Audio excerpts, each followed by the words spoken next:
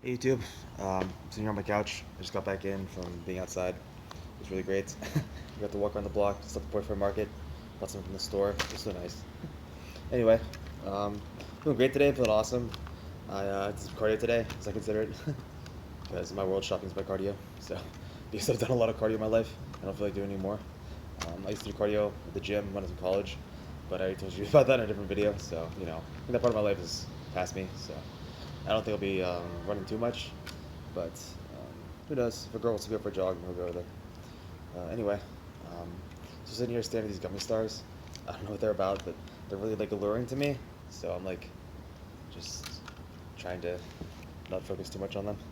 Anyway, I had some Body Armor Light today. It's really nice. It's strawberry lemonade. It's a good flavor. And if you guys have it, where you're from, if you're watching this internationally, I have no clue.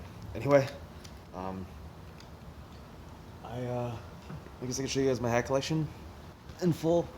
This is my H star because my first name's H. So first that's the T because my family's from Texas.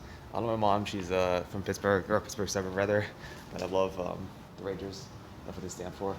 This is the Angels hat because I have a dream of somebody living in LA. And then upstairs, if you want to follow me, I'll show you my Toronto um, Blue Jays hat, which is really cool. Got it in the mail. It's a little bit large. I don't know if it's fitted like all my other hats are, but either way, if you glance at it, it's right here on the ledge. So that's. I love Toronto because I've been there. It's a beautiful city. I love the North, so it's so cool. It's so pristine. Anyway, um, I do love my hat. I just there's still a sticker on this. Not the like the cool stickers, like the MLB stickers they put on there that are like the official stickers of the league, but like one of the stickers they just put on the store. So I'll pull that off. Bear with me a sec. Okay, it's off. Anyway, I'm gonna put that one back on. So it's nice, fitted to the head. Cool. Anyway, um, I had I had some interesting things going on last night. I guess there's some milk. I poured myself a glass of milk last night. I was tired. I thought it would help me sleep or help me relax. But milk was. I was drinking a lot yesterday. If you forgot, instead of the video thing, where I did all the challenges, and I think milk was a bad choice that late in the evening. But who knows? It's still here, but it's not like warm milk that'll help you sleep. I think it's like maybe a little bit bad, so probably shouldn't drink it. I don't know. You just have to let it go. But anyway, I have some other milk in the fridge. So I'm not worried about it. Anyway, I got this book yesterday at the library.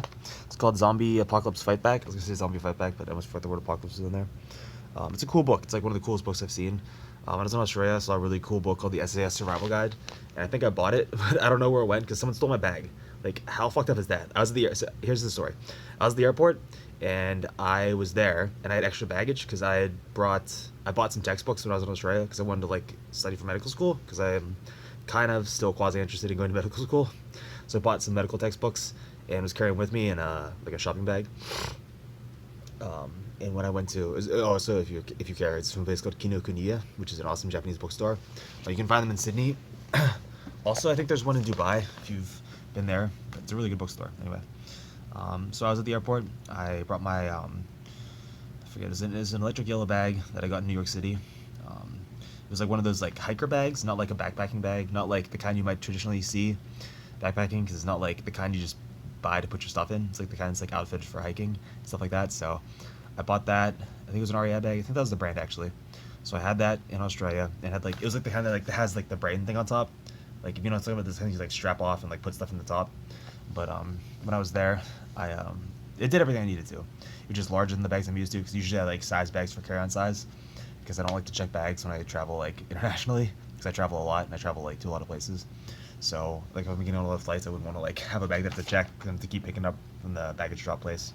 But anyway, I had that bag with me at the airport, which I've been using the entire time I was in Australia, and I left it out front, like inside. So it was inside the airport. It was like inside like the entryway, and then I set it down there because I was like, okay, I should go over and get a bag to put my other stuff in because it feels weird just to carry plastic bags because it's like valuable stuff. So I was like, okay, I should get like something from like a baggage store because like every airport has baggage stores. I know that.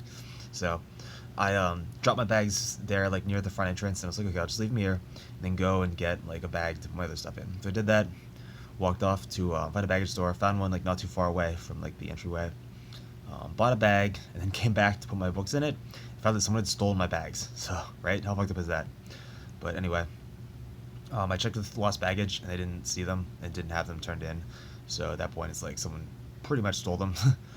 I have no clue what else could have happened. So um, I ended up at that point. I was like, kind of like, oh shit, are you kidding me? Like, just my luck. But anyway, I did. I better run it soon. I'll plug this in. What? It's a long. Sorry, it's a long cord. I was looking for the charger for my phone. It's a really long charging cord. Anyway, I walked around the airport with this bag, and I didn't have anything to put in at this point because all my stuff had been stolen, including the books, by the way. So I didn't have any of the medical textbooks. But I did end up getting. I booked a flight back to the States, I think, or at first, but then somehow they didn't go through. So I tried to book a flight to Bali. I was like, I'll just go to Bali then. I knew my sister there because my sister was staying in Bali at that point in time, or at the time. So I did that, and then when I tried to get on the flight, they said, "I'm sorry, sir, you have an emergency passport. We can't board someone with an emergency passport because that's only valid to go back to your home country." So that's the reason why I didn't get to go through to Bali. I'll say this on a side note. The reason I didn't have a regular passport is because one time I was at this place called Trinity Point in like the north of Australia, I guess, and I lost it outside of a bar. I guess I got too drunk and somehow wandered off, so I don't know where my passport went. But anyway, it was a good night, so I'm not gonna complain. But kind of sucked to lose my passport because I had so many stamps in there. Luckily, I scanned them all with my mom, so I have like a visual copy of all my passports, but I don't still have the physical one. So that's kind of like like a bummer. But anyway, I'm not too worried about it. It's water under the bridge, they say. So who knows? But my emergency passport did what was I going to say? Suffice as ID after that, so I was able to at least have ID in Australia to get to the airport to book my flight. So that, but then after I realized I couldn't go to Bali, I forget what it was, but somehow I guess like I was talking to the security ladies and I was like, could you do something else? Like, could you, or I was like starting to complain about like why can't you just send me to Bali? Like why can't this work through my passport? Because I didn't know what else to do. I was stuck. And I was out of luck. So at that point, like two security guys like, what's the problem here? I was like, I can't get on this flight because I only have an emergency passport. And they can't do this. They say, okay, that's fine. And also on a side note, I've been in Sydney for a long time because it took a while to get my emergency passport reissued. So I've been there for like, I'd say a month, but like possibly over a month. But anyway, my visa for Australia was only valid for 1 month. So by the time I managed to get my emergency passport and booked the flight for Bali, the visa had already expired. So I was just like hoping I could get out of the country before anyone would check the visa. Because it's like, okay, visa expired, but I'm gonna leave anyway, so would it be a big deal? Because like I don't know, like the whole point of the visa is to stay in the country, but I was leaving, so like I didn't know why. But at that point, I was like still stuck in the country because I couldn't go to Bali. So like, okay, the security was like, okay, so you're still in the country and you're stuck here, but you don't have a visa, so now we have to detain you. So I had to go to like a visa immigration detention center where they just like hold people who don't have a visa, and I just like stayed there and waited until they managed to book a flight for me to go back to Charlotte to visit my dad because he had a stroke at that point in time. He was in Virginia Beach with my mom, so I was able to go visit him at the hospital.